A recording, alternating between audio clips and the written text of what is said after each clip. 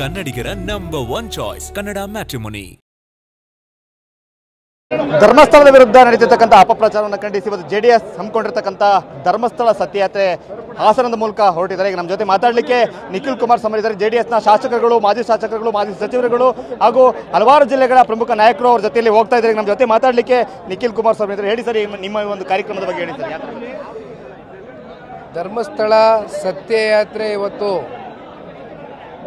ಪಕ್ಷಾತೀತವಾಗಿ ಧರ್ಮವನ್ನು ರಕ್ಷಿಸ್ತಕ್ಕಂಥದ್ದಕ್ಕೆ, ಉಳಿಸ್ತಕ್ಕಂಥದ್ದಕ್ಕೆ ಒಟ್ಟಾರೆಯಾಗಿ ಕೆಲವೊಂದಷ್ಟು ದುಷ್ಟಶಕ್ತಿಗಳು ಧರ್ಮದ ವಿರುದ್ಧವಾಗಿ, ಧರ್ಮಸ್ಥಳದ ವಿರುದ್ಧವಾಗಿ ಕೆಲವೊಂದಷ್ಟು ಪಿತೂರಿಗಳನ್ನ ಏನು ಮಾಡಿದ್ದಾರೆ, ಇದು ಎಲ್ಲದರ ವಿರುದ್ಧವಾಗಿ ಅನ್ನೋದಕ್ಕಿಂತ ಹೆಚ್ಚಾಗಿ ಇಲ್ಲಿ ಧರ್ಮಸ್ಥಳ ಇರ್ಬೋದು, ಧರ್ಮಸ್ಥಳದ ಧರ್ಮಾಧಿಕಾರಿಗಳಿಗಿರ್ಬೋದು, ಇವತ್ತು ನಾವೊಂದು ನೈತಿಕವಾದಂಥ ಒಂದು ಬೆಂಬಲವನ್ನು ಭಕ್ತಾದಿಗಳಾಗಿ ಸೂಚಿಸಬೇಕಾಗಿದೆ. ನಮಗೊಂದು ಜವಾಬ್ದಾರಿ ಇದೆ.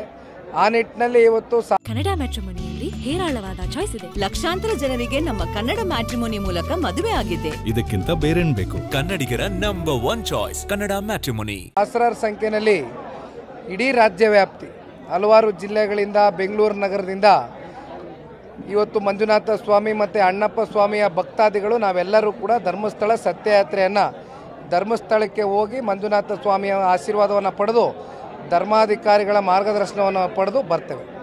ಒಂದು ಕಡೆ ಸರ್ಕಾರ SIT ರಚನೆ ಮಾಡುತ್ತೆ, ಇನ್ನೊಂದು ಕಡೆ ಸರ್ಕಾರದ ಪ್ರಮುಖರೇ ಷಡ್ಯಂತ್ರ ಇದೆ ನಡೆದಿದೆ ಅಂತ ಹೇಳ್ತಾ ಇದ್ದೀನಿ. ಯಾವ ರೀತಿ ತಾವು ನೋಡ್ತೀರಿ? ಸರ್ಕಾರ ನಡೆಸ್ತಾ ಇರ್ತಕ್ಕಂಥವ್ರಿಗೆ ಇವತ್ತು ದ್ವಂದ್ವದ ಒಂದು ಹೇಳಿಕೆಗಳು ಕೊಟ್ಟಿರ್ತಕ್ಕಂಥದ್ದು ನೋಡಿದ್ದೀರಿ. ಕಾಂಗ್ರೆಸ್ನಲ್ಲಿ ಇರ್ತಕ್ಕಂಥ ಶಾಸಕರೇ SIT ರಚನೆ ಆಗಿರ್ತಕ್ಕಂಥದ್ದನ್ನ ಅವರೇ ಮನಸ್ಪೂರ್ವಕವಾಗಿ ಸ್ವಾಗತವನ್ನು ಮಾಡಿಲ್ಲ.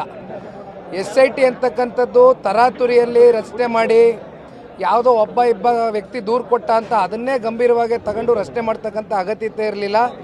ಅದರ ಆಳ ಅಗಲ ಏನಿದೆ, ದೂರು ಕೊಟ್ಟಂಥ ವ್ಯಕ್ತಿಗಳ ಉದ್ದೇಶಗಳೇನಿದೆ, ಅವರ ಹಿನ್ನೆಲೆಗಳೇನಿದೆ ಅಂತಕ್ಕಂಥದ್ದು ಎಲ್ಲವೂ ಕೂಡ ಪರಿಶೀಲನೆ ಮಾಡಿ ಮಾಡ್ಬೋದಾಗಿತ್ತು.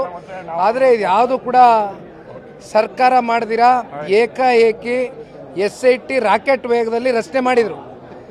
ಅಲ್ಲಿಂದ ಕಳೆದ ಹಲವಾರು ದಿನಗಳಿಂದ ಧರ್ಮಸ್ಥಳದ ಬಗ್ಗೆ ಆಗಿರ್ತಕ್ಕಂಥ ಕೆಲವೊಂದಷ್ಟು ಅಪಮಾನಗಳಿಗೆ ನೇರವಾಗಿ ಸರ್ಕಾರವೇ ಹೊಣೆಗಾರಿಕೆಯನ್ನು ಹೊತ್ಕೊಳ್ಬೇಕಾಗ್ತದೆ. ಆದರೆ ಇವತ್ತು ನಾವು ಮಾಡ್ತಾ ಇರ್ತಕ್ಕಂಥ ಈ ಯಾತ್ರೆ ಇದು ಯಾವುದೇ ರಾಜಕಾರಣವನ್ನು ಮುಂದಿಟ್ಕೊಂಡು ಮಾಡ್ತಾ ಇಲ್ಲ. ನಾವು ಯಾವ ಸರ್ಕಾರದ ಬಗ್ಗೆನೂ ಇವತ್ತು ಈ ಒಂದು ಯಾತ್ರೆಯಲ್ಲಿ ಮಾತನಾಡ್ತಕ್ಕಂಥದ್ದಕ್ಕೆ ಸಿದ್ಧ ಇಲ್ಲ.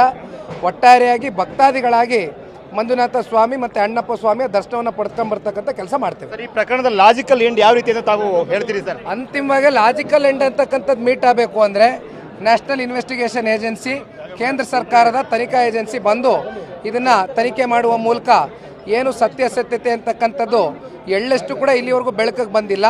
ಅವ್ರ ಕಡೆಯಿಂದ ಇದು ಬೆಳಕಿಗೆ ಬರುತ್ತೆ ಅಂತಕ್ಕಂಥದ್ದು ಭಕ್ತಾದಿಗಳ ಅಭಿಪ್ರಾಯ, ನಮ್ಮೆಲ್ಲರ ಒತ್ತಾಯ. ಈಗ SIT ತನಿಖೆ ಸರಿಯಾಗಿ ಹೋಗ್ತಿದೆ ಅಂತ ಅನ್ಸುತ್ತೆ ಸರ್ ನಿಮಗೆ?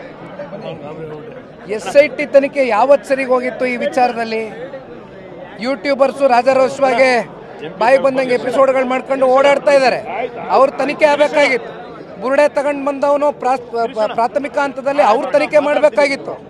ಯಾವುದು ಕೂಡ ಇವತ್ತು SIT ರಚನೆ ಆದಮೇಲೆ ಯಾವುದೇ ರೀತಿಯಾದಂಥ ತನಿಖೆ ಅವರೇನು ಒಂದಷ್ಟು ಅವ್ರ ಮೇಲೆ ನಂಬಿಕೆ ಇಟ್ಕೊಂಡಿದ್ದೇವೆ, ಆ ರೀತಿ ನಡೆದಿಲ್ಲ ಅಷ್ಟೇ.